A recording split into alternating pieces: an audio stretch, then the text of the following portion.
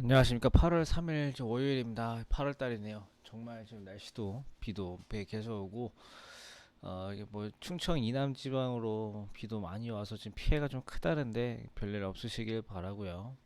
일단 서울도 오늘 비가 굉장히 많이 옵니다. 그다음에 날씨도 굉장히 습하고 이게 땀인지 습기인지 계속 눅눅함이 감싸고 있는데 다들 이번 주 내에 비 온다고 하니까 일단 이제 빗길 항상 조심하시고 이번 주면 장마가 마무리가 될 것 같죠. 끝까지 대비 잘 해주시고요. 일단 이제 시장에 대해서 이제 말씀을 드리면 이제 지난주부로 거의 실적 시즌은 거의 마무리가 됐습니다. 실질적으로는 8월 15일까지 실적이 계속 나오지만 뭐 대기업이라든지 실질적으로 증시에 굉장히 큰 영향을 줄 만한 이런 기업들의 실적은 대부분 나왔습니다. 지금부터 이제 8월 15일 정도까지는 뭐 좀 솔직히 말하면 작은 기업들이죠. 우리 시장에서 뭐 시젠도 아직 안 나오긴 했지만 시젠도 사실상 지금 이렇게 올라오기 전까지는 굉장히 조그만 회사였어요. 그래서 우리가 뭐 알만한 평상시 뭐 거래가 이렇게 막 할 만한 것도 아니었고 코로나라는 사태가 터지기 전까지는 사실 지금 시가총액의 10분의 1 정도밖에 안 되는 기업이었기 때문에 좀 늦게 나오긴 하지만은 사실 우리나라 이제 큰 기업들은 실적을 사실 뭐 실적 시즌 내고 나서 곧바로 바로바로 이어서 나오죠. 그 지금부터 8월 15일까지 나오는 기업들의 실적은 사실 이렇게 시즌 좋게 나오겠죠. 보통 통상 다 갈아타는 건 아니에요. 실적이 별로 이제 좋지는 않아서 좀 늦게 미루거나 시장의 타이밍을 보고서 발표하는 애들 이제 이런 것들이 있고요. 일단 이제 미국도 마이크로소프트, 알파벳, 그 다음에 구글, 그 다음에 애플 뭐 전부 다 실적이 나왔습니다. 애플이 이제 실적을 가장 마지막에 발표했는데 역대급 실적이 나왔고요. 그 다음에 4대1 액면 분할 소식이 나왔습니다. 그러면서 애플이 10% 급등을 했죠. 사실 이렇게 10%까지 급등하는 거 보고서는 이게 과연 10%까지 급등할 일일까? 왜냐면은 삼성전자도 액면 분할을 한 적이 있어요. 근데 삼성전자가 10% 올랐었나요? 아니었고요. 역대급 실적. 그거는 이제 그럴 수 있어요. 역대급 실적에서는 10%가 오를 수가 있지만은 전 세계 2등, 미국에서 1등 시가총액을 자랑하는 애플이 10%나 오를 만큼이었을지 좀 그랬었는데 일단은 뭐 뉴스에서 나오죠. 애플이 전 세계 시총 1위로 다가섰다. 대부분의 사람들은 애플이 원래 1등인 줄 알았을 거예요. 애플이 원래 1등이었어요. 한 작년까지는. 근데 이제 아람코가 이제 상장하고 나서 아람코가 이제 1등으로 상장을 했는데 애플이 다시 아람코를 넘어섰습니다. 애플이 10% 오른 바람에 다우지수 S&P 500보다 나스닥이 가장 많이 올랐고요.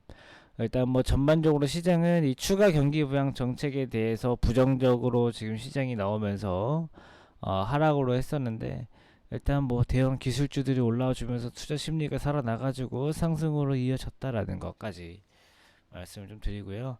그 다음에 이제 이번 주 우리나라 시장이 어떻게 될까를 보겠습니다.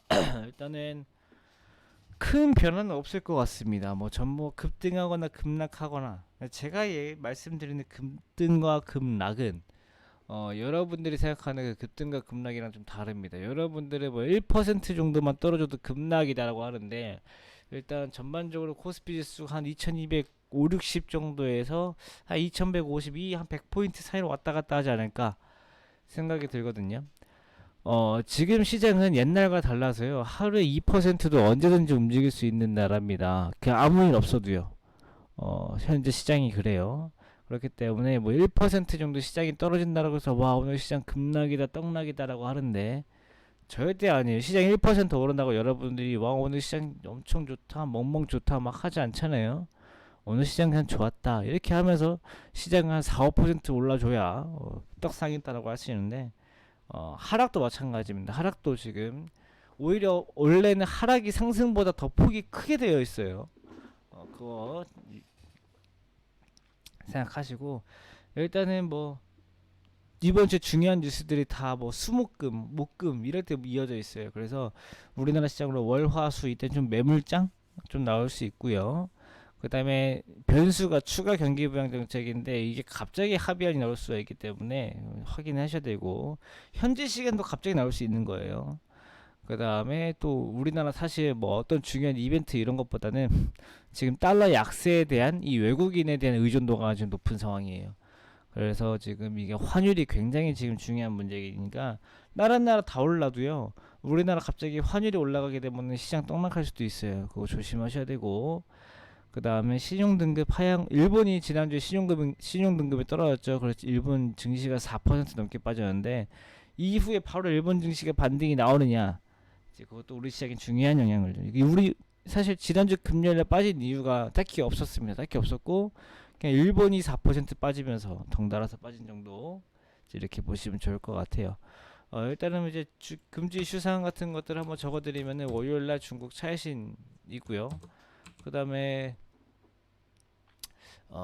수요일날 중국 서비스 PMI 있고 추가 실업수당